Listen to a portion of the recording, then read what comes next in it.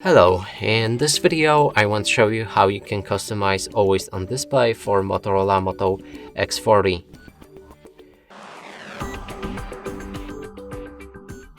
And to do this, you've probably watched our previous video about MuvizEdge and how to install it on this device. If not, go back and watch this video.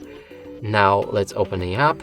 Right here we can choose our preferred style for always on display on this device. And let's go with this one. Right here we can edit the style for it with a pen, like that. Some of the settings are locked behind the premium version, but you can try to adjust any of them. Make sure to save those afterwards and your AOD should have some customization now. And that's it for this video. Hope you like it. Please consider subscribing to our channel, leave a like and a comment below.